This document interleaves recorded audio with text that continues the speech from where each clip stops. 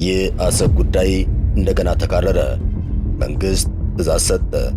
ኢትዮጵያ የባህር በር ጉዳይን በቀላሉ ያዘችው አይመስልም። የህልውና ጉዳይ በሚለው ገፍታበታለች። የኢትዮጵያ መንግስት የቀይ ባህር ጉዳይ ተፋፍሞ እንዲቀጥል ትዕዛዙን ሰጥቷል። እስከ መቼ ከተባለ ምናልባትም የባህር በሩ እስከሚመጣ ድረስ የሚል ይሆናል። ኢትዮጵያ የባህር በር ጥያቄ ካነሳች ጊዜ አንስቶ ከጎረቤቶቿ ጋር በርካታ መጎራበቶች ውስጥ ገብታለች። ከኤርትራ ጋር ሆድና ጀርባ ሆነዋል። ከሶማሌ ጋር ተካሰዋል። ጠላት እስከ መሳሳብም ደርሰዋል። ከሶማሊላንድ ጋር በባህር በር ጉዳይ ስምምነት ተደርሶ ልሶ ወደ ኋላ በመባሉ ምክንያት አሁን ሶማሊላንድና ኢትዮጵያ ፍቅራቸው ቀንሷል። ጅቡቲ አሁንም በጥርጣሬ ውስጥ ትገኛለች። የኢትዮጵያ የባህር በር ጥያቄ በምንም መንገድ ቢሆን ለጅቡቲ ደስ የሚያሰኝ አይደለምና ነው። ጥያቄው ኢትዮጵያ በዓለም አቀፉ ማህበረሰብ ዘንድ የባህር በር ጥያቄ እንዳላት፣ ጥያቄውም ትክክል እንደሆነ ስለመረጋገጡ ይነገራል። ይህ ስኬቱ ሲሆን ከጎረቤቶቻችን ጋር በጥርጣሬ እንድንታይ ማድረጉ ግን እንደ ጉዳት ሊታይ ይችላል። ይሁን እንጂ መንግስት አሁንም የባህር በር ጥያቄው ተጠናክሮ እንደሚቀጥል አስታውቋል። አሁንም ብዙዎች አይናቸውን አሰብ ላይ እንደጣሉ ይገኛል። እናም ይህ ጉዳይ ምስራቅ አፍሪካ ላይ ሌላ ግጭት እንዳይጭር ያሰጓሉ። መንግስትም የባህር በር አገኝባቸዋለሁ ያላቸውን መንገዶችና ስልቶች ጭምር ይፋ አድርጓል። ኢትዮጵያ የባህር በር ልታገኝ የምትችልባቸውን 4 አማራጮች ጭምር እናያለን። መልካም ቆይታ።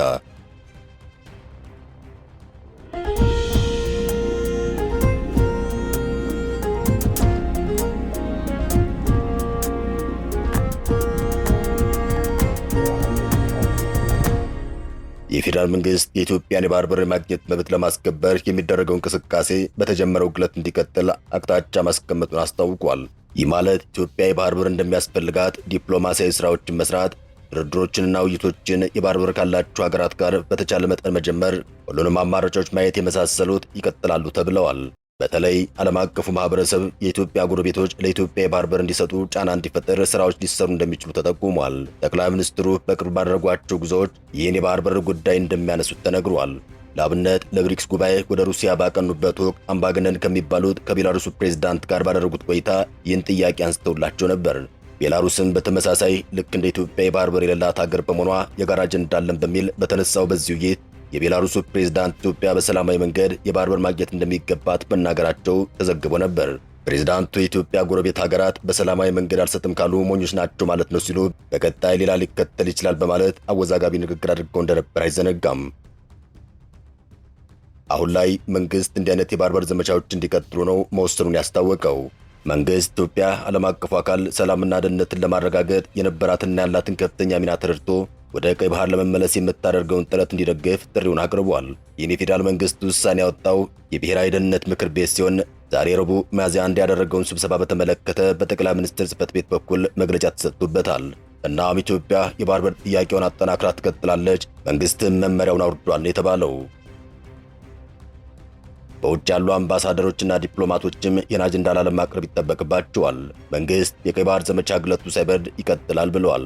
ይህ ጉዳይ ምስራቅ አፍሪካ ላይ የተፈጠረውን ውጥረት በተለይ በኢትዮጵያና በኤርትራ መካከል ያለውን ችግር ሊያባብስ ይችላል ተብሎ ተሰግቷል። አሁን ኢትዮጵያ የባህር በር ባለቤት ሊያደርጓት ይችላሉ ተብለው የሚጠቀሱ 4 መንገዶች አሉ። አንደኛው የአልጀርሱን ጉድለት ያለበት ስምምነት ነው በሚል በህጋዊ መንገድ ማፍረስ ይሆናል። ኢትዮጵያ የባህር በር ጥያቄ በይፋ የጠየቀችበት ቦታ ወይም ሀገር የለም። ነገር ግን ብዙዎች ኢትዮጵያ የምትፈልገው አሰብን እንደሆነ ያምናሉ። ሁኔታዎች እሱን የሚያረጋግጡ ናቸው። አሰብን በህጋዊ መንገድ ለመጠየቅ ግን የአልጀርሱ ስምምነት ግዴታ መፍረስ ይኖርበታል። ካልሆነ ግን የሚቻል አይደለም። ኢትዮጵያ ይህን ብታደርግ ከኤርትራ ጋር የተፈጠረው ልዩነት ሊያሰፋው ይችላል። ይህ ስምምነት በተባበሩት መንግስታት ድርጅት እውቅና ያለው ስምምነት እንደሆነ ይታወቃል። ኢትዮጵያ ተገዳ ሳይሆን ወዳና ፈቅዳ የፈረመችው ስምምነት ነው። ኢሳያስና መለስ ዜናዊ በአልጄሪያ አልጀርስ ተገናኝተው የፈረሙት የሰላም ስምምነት ነው። ስምምነቱ ባድሜ ወደ ኤርትራ ስትመለስ ሙሉ በሙሉ ይፈጸማል። ስምምነቱ ኢትዮጵያ የተሸነፈችበት ተብሎ የሚታወስና የኢሳያስን አደገኛ ተደራዳሪነት ያስመሰከረ እንደነበር በርካቶች ይናገራሉ። ኢትዮጵያ የባህር በር በአሰብ በኩል በህጋዊ መንገድ ለመጠየቅ ካሰበች የአልጀርሱን ስምምነት ቀድማ መቅደድ ይኖርባታል። በታህሳስ 1992 የተፈረመው የአልጀርሱ ስምምነት በኢትዮጵያና በኤርትራ መካከል ከ1990 እስከ 1992 ድረስ በጦርነት የተቀሰቀሰውን የድንበር ግጭት ለመፍታት ያለመ የሰላም ስምምነት ሲሆን የስምምነቱ ታሪካዊ መሰረት በተለይ የድንበር ክፍፍልና የአሰብ ወደብን ሁኔታ በተመለከተ በኢትዮጵያ ላይ ከፍተኛ ጉዳት ያስከተለ ተብሎ ይታመናል። ኢትዮጵያ በአልጀርስ ስምምነት አሰብን ለኤርትራ እውቅና ሰጥታለች። አሁን ይህን ላፍርስ ካለች ጠባብ መንገድ እንዳላት ይነገራል። ይህም የቀኝ ግዛት ስምምነት ውሎችን አልቀበልም ማለት ነው። በስምምነቱ መሰረት በ1900 በ1902 እና በ1908 ከጣሊያን የቅኝ ግዛት ስምምነቶች ነበሩ። እነዚህ ስምምነቶች የአልጀርሱ የስምምነት መሰረት ከሆኑት መካከል እንደሆኑ ይነገራል። ኢትዮጵያ ልትል የምትችለው የቅኝ ግዛት ስምምነቶችን ከጣሊያን ጋር እንጂ ከኤርትራ ጋር አልተደራደርኩም የሚል ይሆናል። ኢጣሊያም ውል ገብታ የነበረ ቢሆንም እንደገና ኢትዮጵያን በመውረር ውሉን ጥሳለች። አንደኛው ወገን የጋራ ስምምነት ከጣሰ በኋላ ስምምነቱ ያበቃለታል። ጣሊያን ስምምነቱን ስለቀደደች ኢትዮጵያ በቅኝ ግዛት ውል አልታሰርም የማለት መብት አላት። በተጨማሪም በግርማዊ ቀዳማዊ ኃይለ ሥላሴ ዘመነ መንግስት ከጣሊያን ጋር የተደረጉ ስምምነቶች በአዋጅ ቁጥር 9/1952 በይፋ ተሽረዋል። ከቅኝ ግዛት የተነጠቀች ሀገር እንደገና ተዋይታ የቅኝ ግዛት ስምምነቶችን ካልፈረመች በስተቀር የቬና ኮንቬንሽን በዚህ ላይ አስገዳጅነት የለውም የሚል መከራከሪያ ልታነሳ ትችላለች። የቬና ኮንቬንሽን ብዙውን ጊዜ የሚያመላክተው በቬናና ኦስትሪያ የተጠናቀቁ የተለያዩ ዓለም አቀፍ ስምምነቶችን ነው። በ1900፣ በ1902 እና 1908 ኢትዮጵያና ጣሊያን ስምምነቶችን ተፈራርመዋል። ነገር ግን በወቅቱ በጣሊያን ቁጥጥር ስር የነበረች ኤርትራ የእነዚያ ስምምነቶች ተጠቃሚ አይደለችም። ምክንያቱም ስምምነቱ ወደብ አልባ ያደረገው ውል ተገቢ ባልሆነ መንገድ በመጠናቀቁ እንደሆነ ይነገራል። ስለዚህ አዲስ አበባ የአልጀርሱን ስምምነት በማሻሻል የባህር ወደብ እንደገና ማግኘት ይቻላል የሚል እምነት አላት። ይህም በህጋዊ መንገድ የሚቻል ነው። ህጎቹን ተከትሎ በመሄድና የአልጀርሱን ስምምነት በማፍረስ ኢትዮጵያ ትንሽ የባህር በር ለማግኘት ልትሞክር ትችላለች። ምክንያቱም መንግስት የባህር በር አጀንዳ አጠናክሮ እንዲቀጥል መወሰኑን አስታውቋል።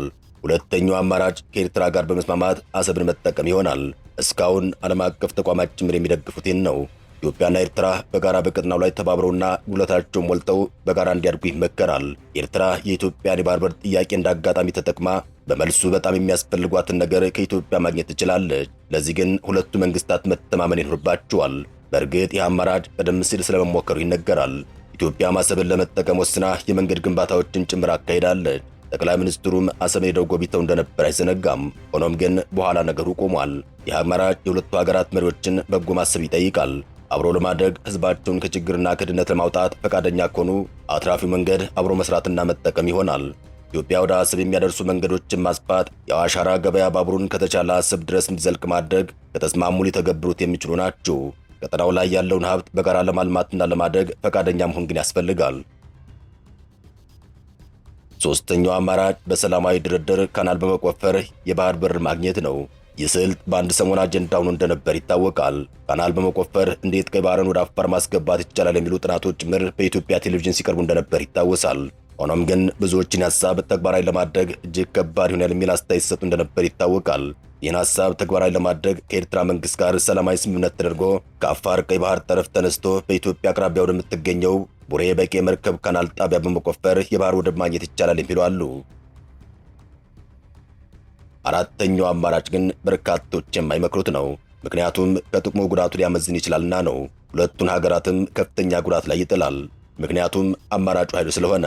ይህ ከበርካታ አቅጣጫዎች አትራፊ ይሆናል ተብሎ አይታሰብም። አንደኛ፣ በኤርትራና በኢትዮጵያ መካከል ዘላለማዊ ጠላትነት ሊፈጥር ይችላል። ከፍተኛ የሆነ ውድመት ሊያስከትል እንደሚችል በርካቶች ይስማማሉ። ውድመቱ የሰውም የኢኮኖሚም ሊሆን ይችላል። ነገር ግን ኢትዮጵያ የባህር በር ጉዳይ የህልውና ጥያቄ ነው ማለቷ ጉዳዩ እስከዚያ ድረስ ሊዘልቅ እንደሚችል በርካቶች ይናገራሉ። ሆኖም ጦርነት የሚመከር አይደለም።